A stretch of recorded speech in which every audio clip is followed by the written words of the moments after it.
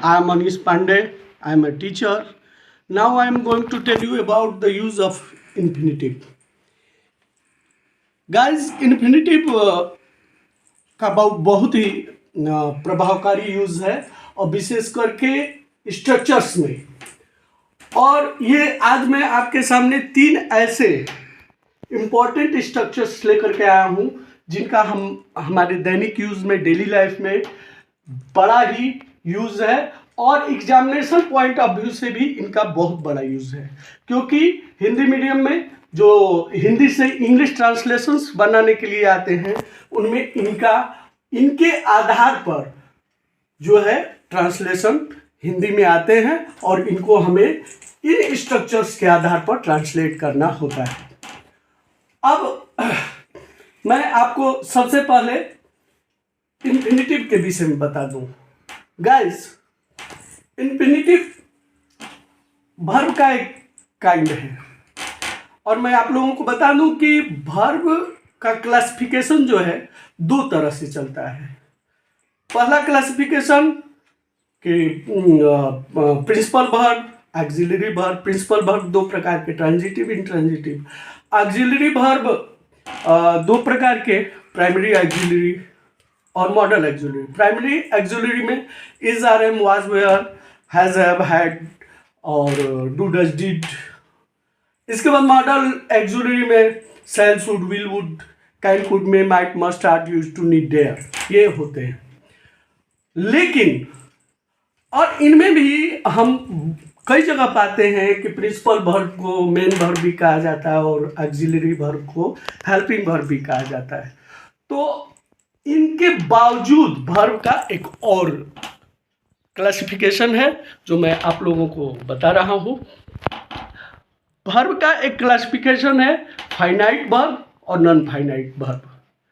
Non finite verb 3 प्रकार के होते हैं। इनमें एक होता है इन्फिनिटिव, दूसरा होता है जिरंड और तीसरा वर्ब होता है पार्टिसिपल। पार्टिसिपल भी 3 प्रकार के हो जाते हैं, प्रेजेंट पार्टिसिपल, पास्ट पार्टिसिपल और परफेक्ट पार्टिसिपल। तो उतना डिटेल्ड मैं नहीं जाऊंगा, आगे के वीडियोस में मैं डिटेल्ड नॉलेज आपको दूंगा और धीरे धीरे सारी बारीकियों को समझाऊंगा।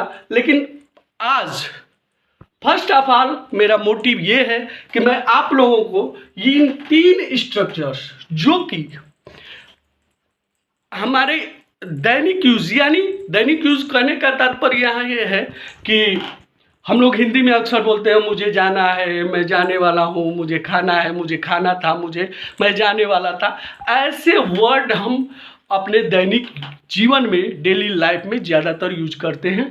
और जो लोग अपने स्पोकन स्किल को बढ़ाना चाहते हैं उनके लिए ये स्ट्रक्चर्स बहुत बड़े हेल्पफुल साबित हो सकते हैं। दोस्तों, मैं आप लोगों को बता दूं कि इन्फिनिटिव के यूज से पहले यहाँ एक और इम्पॉर्टेंट बात यह है कि हमें टाइम एंड टेंस का नॉलेज होना चाहिए। और अगर टाइम एंड टेंस का नॉलेज नहीं है तो डोंट वरी, मैं आप लोगों को अगले वीडियोस में इजी वे में टाइम एंड टेंस समझा दूंगा और वो आपको यही याद हो जाएगा। मेरा वीडियो देखते ही जीवन भर के लिए वो आपकी मेमोरी में फिट कर जाएगा। अब मैं आगे आपको ये बताऊं कि subject is oblique are oblique am plus infinitive का मतलब क्या होता है। तो जैसा कि आप लोग वीडियो में देख रहे होंगे कि इनका लास्ट जो हिंदी में जो लास्ट वर्ड आएंगे उनका पहचान होगा वाला है, वाली है, वाले हैं, वाला हूं। और ऐसे सेंटेंसेस हम अपने डेली लाइफ में बहुत यूज करते हैं। तो जैसे वह आने वाला है, तो वह आने वाला है, इसका ट्रांसलेशन हम इसी स्ट्रक्चर के आधार पर बना सकते हैं। तो क्या क्या है? सब्जेक्ट है, इज है, आर है, एम है, प्लस इंफिनिटिव है। अब टेंस का नॉलेज हो तो हम जानते होंगे कि सब्जेक्ट वर्ब एग्रीमेंट थोड़ा सा हम जानते होंगे कि किस सब्जेक्ट के साथ कौन सा एक्सुलरी वर्ब यूज करना है।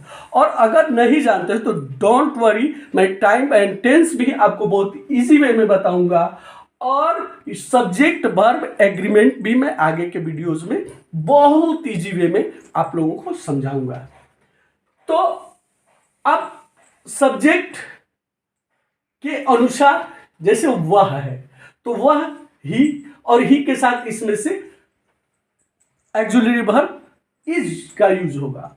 और इन्फिनिटिव क्या होता है, तो यहां देखिए दोस्तों, इन्फिनिटिव होता है कि वर्ब का जो V1 होता है, प्रिंसिपल वर्ब का जो V1 होता है, उसके पहले अगर हम टू जोड़ दें, यानी 2 + V1, जिसे हम मुख्य क्रिया का मूल रूप भी कहते हैं या प्रिंसिपल वर्ब का फर्स्ट फॉर्म भी कहते हैं, कि पहले अगर हम टू जोड़ दें तो वो क्या बन जाता है, इन्फिनिटिव बन जाता है।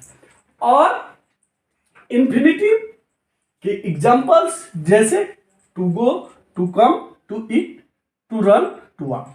और गाइस आप देखेंगे कि ये सभी जो है, गो, कम, ईट, रन, वॉक, ये सब V1 है और इनके पहले टू लगाया है।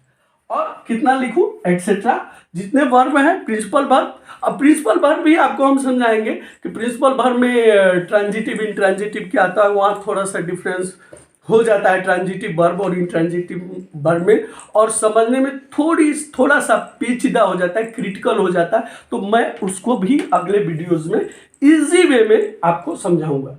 तो गाइस, हमने यहाँ मुख्य रूप से जाना कि इन्फिनिटिव बनाने के लिए मुख्य क्रिया के मूल रूप के पहले या वर्ब के फर्स्ट फॉर्म के पहले टू लगा देना है। तो यह जैसे ट्रांसलेशन है, यह हिंदी का जो वाक्य है वह आने वाला है, वह आने वाला है। मुख्य क्रिया क्या हुआ, आना, और आना का अंग्रेजी क्या होता है, कम। अब कम को हमको क्या करना है, इन्फिनिटिव बना देना है, यानी कम से पहले टू लगा देना है। और इस प्रकार हमारा ट्रांसलेशन तैयार हो जाएगा। जैसे ही इज टू कम, वह आने वाला है। और गाइस, हम चाहे तो प्लस अदर वर्ड भी कर सकते हैं। जैसे हमको कहना हो कि वह यहां आने वाला है, तो इसमें हम स्वतंत्र हैं, हम जोड़ सकते हैं he is to come here.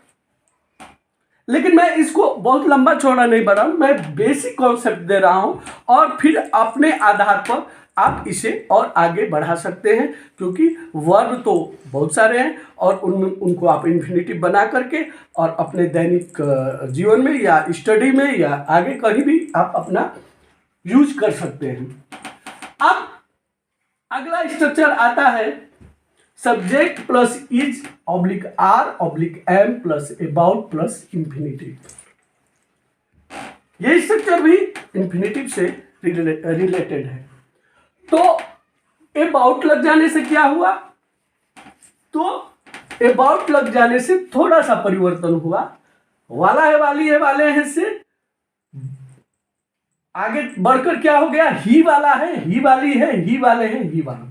Guys, हमने देखा होगा कि जल्दीबाजी को सूचित करने के लिए और अभी काम तुरंत होने ही वाला है, तो ऐसे में हम ही वाला है, ही वाली है, ही वाले हैं का यूज हिंदी वाक्यों को बोलने में करते हैं। तो उन वाक्यों को अंग्रेजी में बोलने के लिए इन्हीं स्ट्रक्चर्स में हम अबाउट जोड़ देते हैं।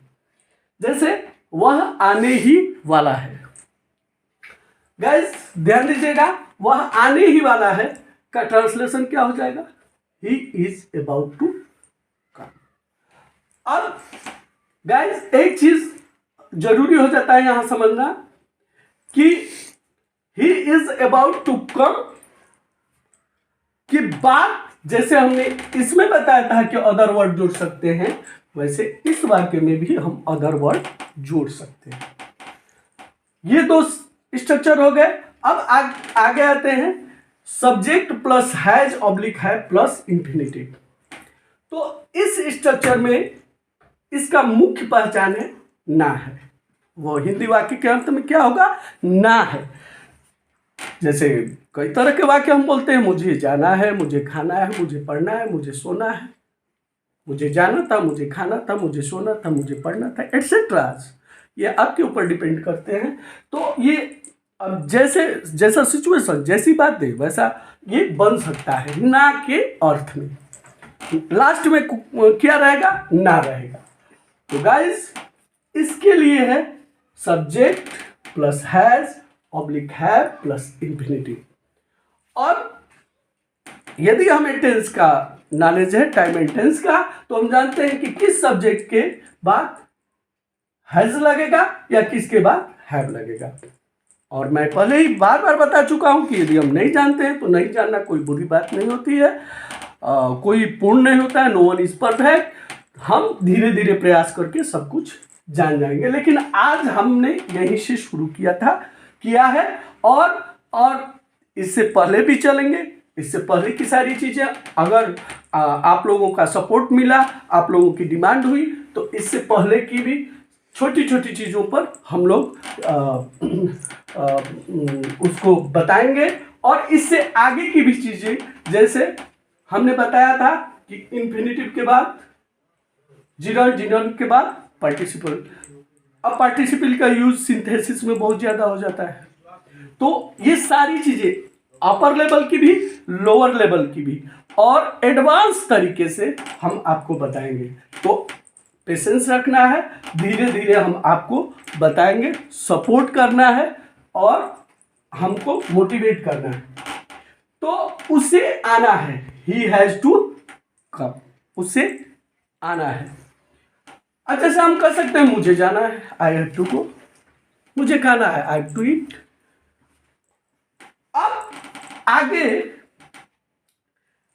वही बातें हैं, जैसे इनमें प्लस अदर वर्ड कर सकते हैं, इनमें प्लस अदर वर्ड कर सकते हैं, तो इसमें भी हम प्लस अदर वर्ड कर सकते हैं। जैसे उसे आना है, उसे अभी आना है, he has to come right now. मुझे अभी जाना है, I have to go right now. तो इस तरह से अब हम अपने ऊपर, अपने डिपेंडेंसी पर उसको रख सकते हैं और जितना चाहें हम बढ़ा सकते हैं।